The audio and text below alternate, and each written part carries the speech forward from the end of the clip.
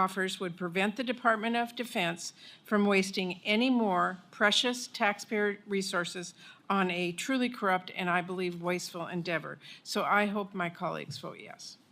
Senator. And I think if you're going to say someone has been bribed or someone is corrupt, you ought to be specific. And I notice you haven't been. And I don't think this is, I've listened to a lot of pretty words about bipartisanship, but then we get personal. I don't think it's productive. Washington saw fireworks inside a Senate committee room. Accusations of bribery, corruption, and criminal behavior flew across the chamber. But one senator's calm response cut through the noise and stunned everyone into silence. Today, we break down exactly what happened when Senator John Kennedy challenged Senator Patty Murray over her explosive claims about former President Donald Trump and former OMB Director Russ Vought. Many of us on this committee have been trying to determine the exact cost of retrofitting the Qatari royal family's gift of a Boeing 747 jumbo jet to President Trump. Funds for the department should be used for our nation's substantive defense, not a flashy object that boosts the president's ego. And we all know where this is headed, to the president's library. I think the narrative that you're drawing is just not factual, sir. That has not been said. The president has never came out and said he's putting this in the library. He said it in a joke one time. The narrative that you guys are drawing just isn't accurate. I think that President Trump's decision to accept this foreign plane is really an outrageous bribe. With all due respect, Madam Vice Chair, when you say that the President of the United States has been bribed, I said potential. that's pretty strong.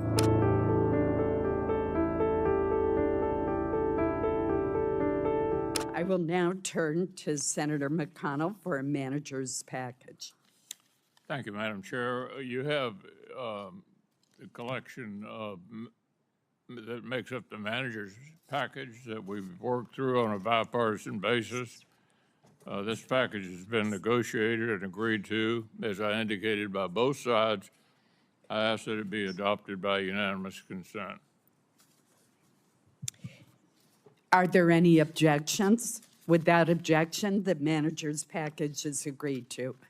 Are there members who wish to offer an amendment to the bill? Senator Shaheen. Thank you, Madam Chair. We are distributing the Shaheen amendment. I don't know if there's a number for this amendment, but it is just 2 lines, and it says, none of the funds appropriated or otherwise made available in this act or any other act shall be used to operate or modify a Boeing 747-8I transferred from Qatar.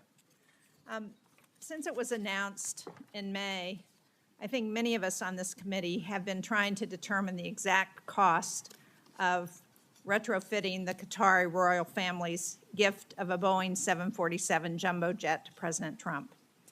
In addition to the security and ethical concerns with accepting a foreign gift of this nature, there are real issues around the cost of this retrofit that have not been explained, as well as whether once that is, how long it will take, and once that's done, whether in fact it will be as secure as Air Force One, which, as we know, is currently being completed by Boeing. It's been reported that the jet could cost up to $1 billion for necessary security controls, but we've not been able to get an accurate estimate from the Air Force, and they've continued to downplay the full cost. When I asked this of the Secretary of Defense at the hearing, he told us that that number was classified.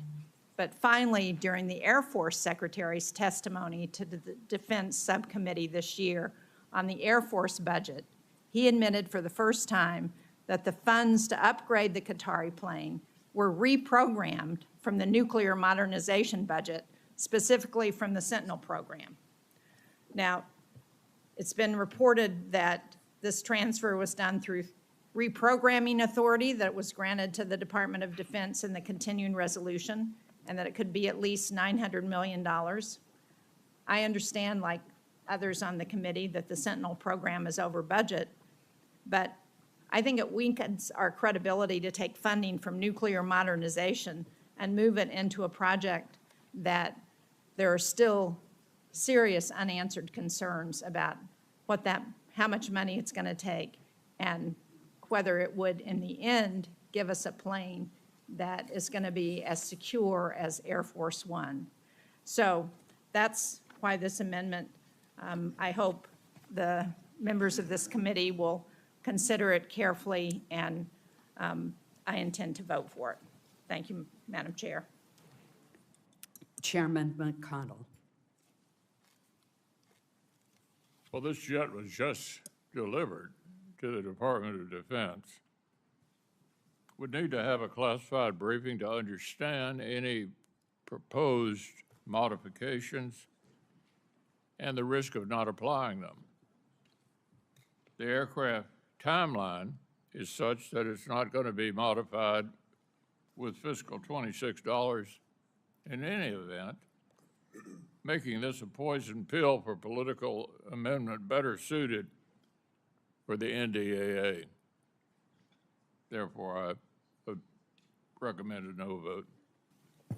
Are there other members who wish to speak? Senator Coons. Thank you, Madam Chair. If I might briefly, I want to thank Senator Shaheen for offering this valuable amendment to prevent the department from using nearly $1 billion in taxpayer funds to retrofit the Qatari Royal plane to serve as a temporary Air Force One. As she mentioned, it raises both security and ethical questions. And the White House took advantage of the lax standards of the FY25 continuing resolution to push through a vanity project. Funds for the department should be used for our nation's substantive defense, not a flashy object that boosts the president's ego. I urge my colleagues to vote yes. Senator Reid. Thank you, Madam Chairman. I, too, support Senator Shaheen's amendment. I believe Senator Murphy has an amendment on this topic, too. I was at the subcommittee hearing, and I asked the Secretary of Defense directly, can you tell us the top-line number for the reconfiguration of the aircraft and the delivery date? And he told us, no, it's classified. You know, that's ridiculous. If it's classified, I wouldn't classify it as secret. I'd classify it as embarrassing, because it will cost at least $1 billion, at least $1 billion. And it probably will take 1 or 2 years to complete this aircraft. And we all know where this is headed, to the President's library. A fully functional aircraft, which is going to be delivered to the President's library, which I presume he will use with the permission of the library, although the library will pay for it. This is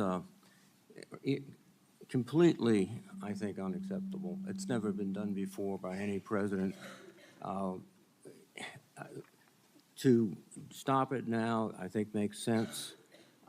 Senator Murphy's suggestion, I think, is that at least it spends its useful life in the Department of the Air Force where it should. This is being transferred to the Air Force. But as soon as the president leaves office, a functionally useful aircraft is going to accompany him.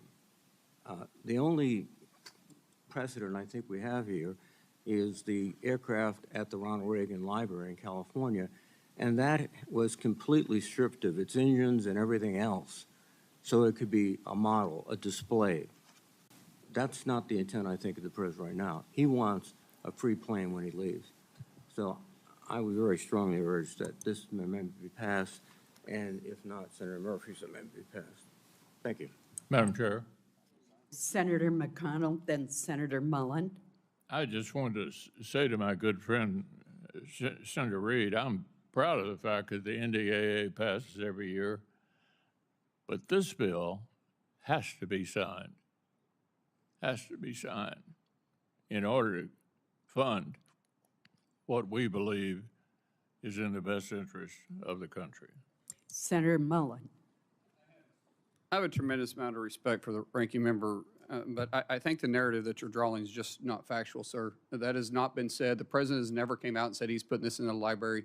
He said it in a joke one time, but the truth is that because you've been in the briefing, I've been in the briefing, they actually talked about using this particular plane for the vice president in the next presidential election, or the next president that sets President 40, whoever the 48th president of the United States is.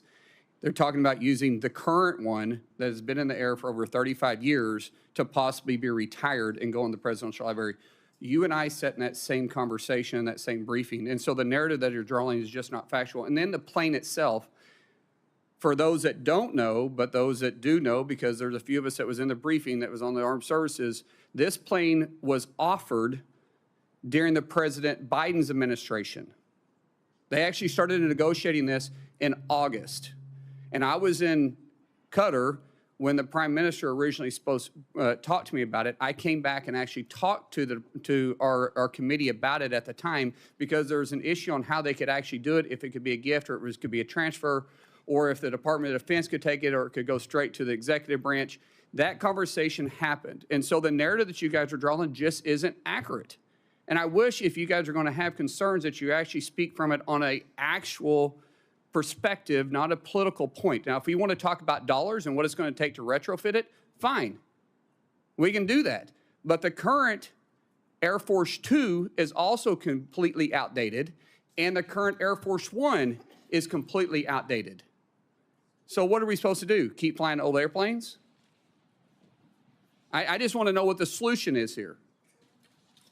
Senator Murray. Well, thank you very much. Look, I think that President Trump's decision to accept this foreign plane is really an outrageous bribe. Under no circumstances should our taxpayers be on the hook for this massive cost to modify and use a foreign plane as Air Force One. The funding that Congress appropriates in this bill should take care of our service members and provide them with cutting-edge capabilities, not spent unnecessarily to retrofit a royal plane. This is massively wasteful, and actually the next generation Air Force One is already in the pipeline. And I also, by the way, think it is a huge security vulnerability on this plane. This amendment that the Senator's office offers would prevent the Department of Defense from wasting any more precious taxpayer resources on a truly corrupt and, I believe, wasteful endeavor. So I hope my colleagues vote yes. Senator Kennedy.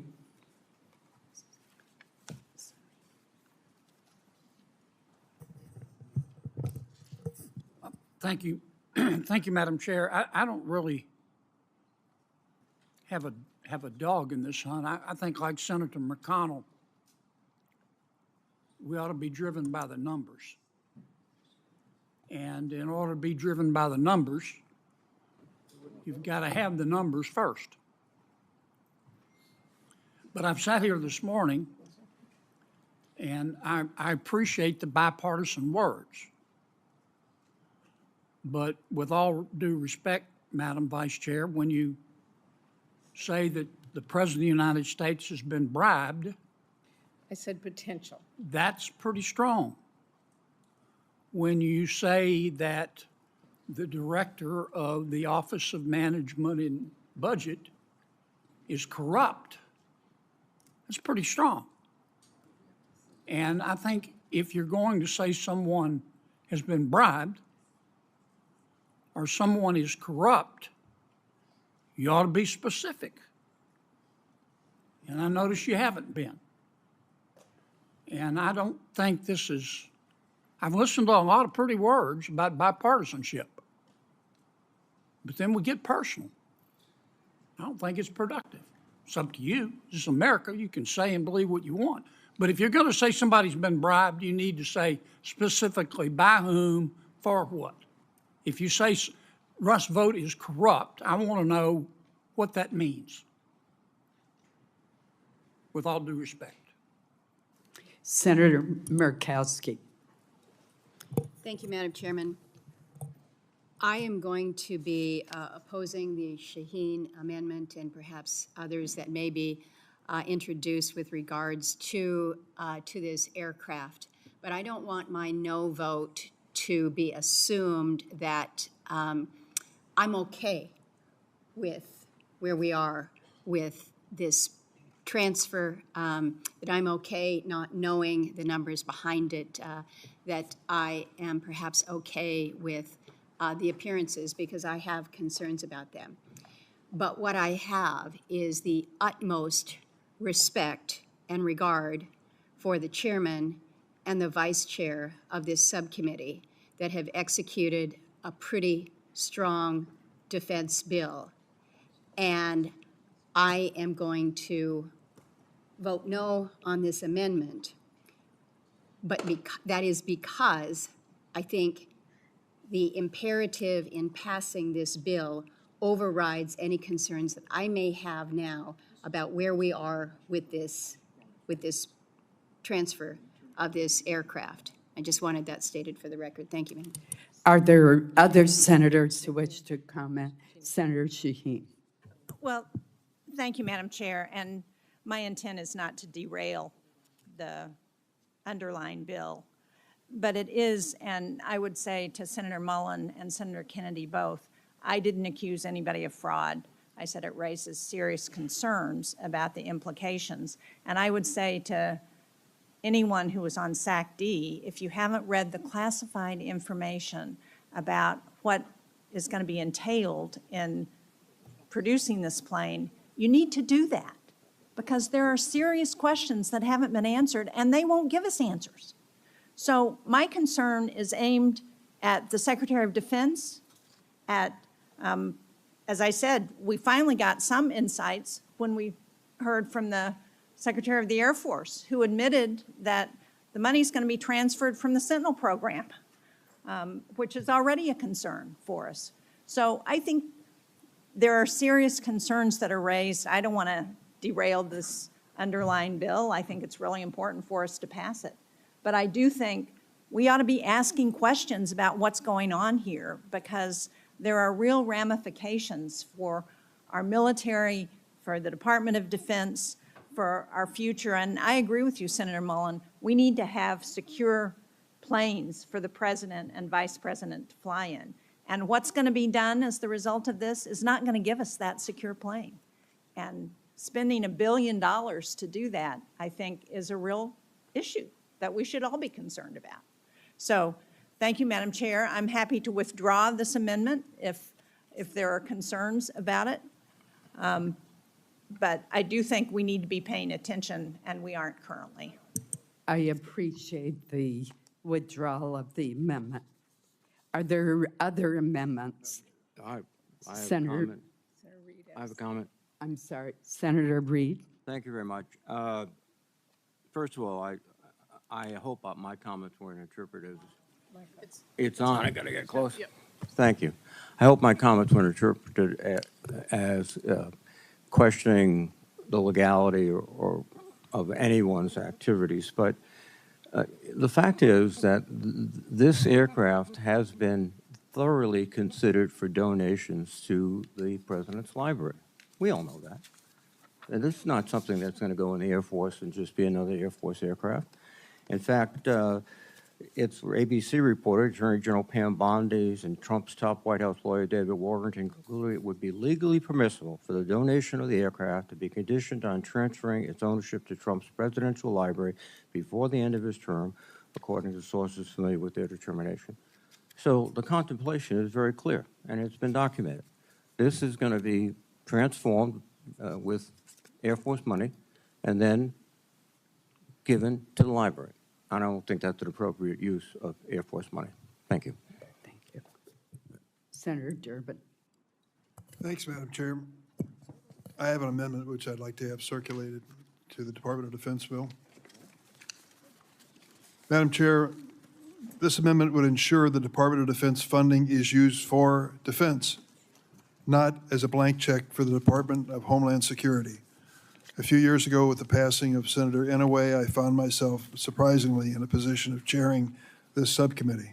It is an enormous responsibility. I salute Senator McConnell, Senator Coons, and one of the best appropriation staffs on the Hill for putting together this massive work.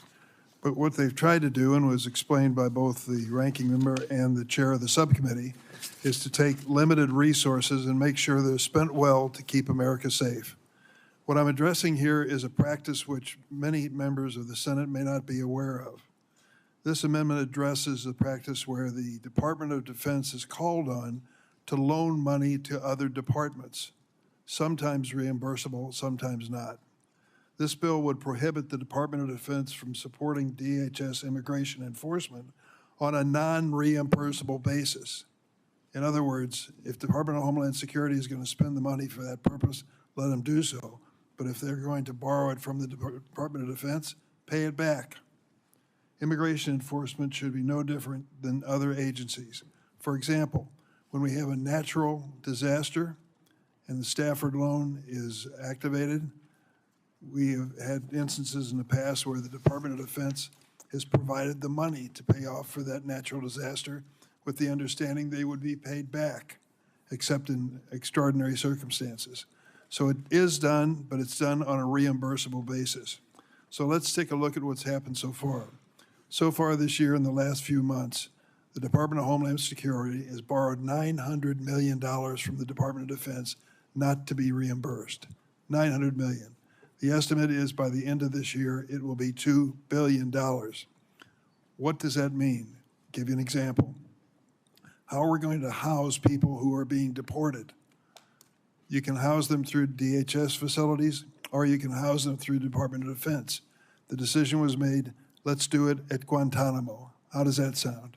Well, let's take a look at what that is costing as an example. For 180 individuals to be housed in Guantanamo for the Department of Homeland Security on a 3-month basis costs $40 million. How much is that per night? $72,000 a night for each one of the detainees because they chose to put them in Guantanamo in a DOD facility and incidentally not reimburse the Department of Defense for the expenditure to do this. What if they used the DHS facility to house these individuals? How much would that cost, Senator? Less than $3.2 million for the same group of 180 million. Instead of a $72,000 a night place for them to sleep in Guantanamo, it's merely $7,000 a night. The point I'm trying to make to you is this going to be an expensive undertaking, this notion of massive deportation. It's going to involve moving around a lot of money in a lot of ways. Reconciliation already addressed some part of this. All I'm saying is that if you're going to borrow the money from the Department of Defense to pay for this massive deportation, pay it back. This money has been appropriated for the defense of our nation. That's how it should be spent. Senator McConnell. Well, we've certainly had a lot of back and forth about the border over the years. Well, here's the factual situation. Unchecked migration at the southern border represents, we would all agree, a national security threat. The administration's policies, including DOD support to the border, have helped dramatically curtail the threat. As a practical matter, this is a poison pill amendment, but even more important than that, it's a hypocritical one. You may or may not remember that the Obama and Biden administrations used DOD assets to support border and immigration activities. In fact, during the previous administration, Democrats not only used DOD to assist DHS, but objected to efforts to get DHS to reimburse DOD. This is also a political debate masquerading as a budget debate. So I would ask my colleagues to reject the amendment. Are there further comments on the amendment? Senator Coons. Thank you, Madam Chair. Look, both parties support border enforcement and common sense immigration reform. DOD has been dragged, and service members have been dragged into a separate set of activities like paying for migrant detention centers or flying deportation flights that have no law enforcement on board. DOD's diverted hundreds of millions of dollars away from training and service members by reallocating these funds. As the former chairman of the subcommittee said, DOD's diverted about $900 million that this committee had appropriated for troops, and they admit it'll be in the billions before we're done. DHS was just provided $160 billion for these purposes, so there's no reason DOD should continue to provide this support on a non-reimbursable basis. There's lots of legitimate military needs we have to meet. I would encourage a yes vote on this amendment. Senator Patty Murray didn't hold back. She accused Donald Trump of potential bribery and corruption, and she labeled Russ Vought as corrupt. Strong words. But with no specifics provided, her remarks immediately sparked tension in the room. These accusations weren't just political jabs, they carried heavy implications of criminal wrongdoing. That's when Senator John Kennedy spoke up. Calm but firm, he asked the obvious question: where's the proof? If you're going to call someone corrupt or accuse them of bribery, you need names, evidence, and facts, not just rhetoric. Kennedy reminded everyone that in America, accusations like these demand responsibility and clarity. Kennedy stressed that politics should be guided by numbers, not noise. He pointed out that while bipartisanship sounds good in speeches, it falls apart when the discussion turns into personal attacks. His demand was simple: don't just make claims, back them up with specifics. Unlike what we often see in heated political exchanges, Kennedy didn't shout, didn't grandstand, and didn't insult. Instead, he spoke plainly. His tone itself was a powerful reminder. Accusations like bribery or corruption aren't headlines, they're serious charges that carry real weight. Kennedy's words stood as a call for accountability, no matter which side of the aisle is being accused. This moment revealed something much larger. It wasn't about defending Trump, it was about defending the truth. In today's era of political theater, Kennedy reminded the room that substance must come before spectacle. And that lesson, that facts matter more than feelings, resonates far beyond this single hearing. If you think moments like this deserve more attention, make sure to click that subscribe button and join us as we cut through the noise of politics with clear, fact-based analysis. So here's the takeaway. Accusations are easy, but accountability is harder. Senator Kennedy's calm but direct response highlighted the responsibility leaders carry when they use words like bribed or corrupt. In a chamber full of rhetoric, his call for facts was a rare moment of clarity. What do you think? Was Kennedy right to push back? Let me know in the comments below.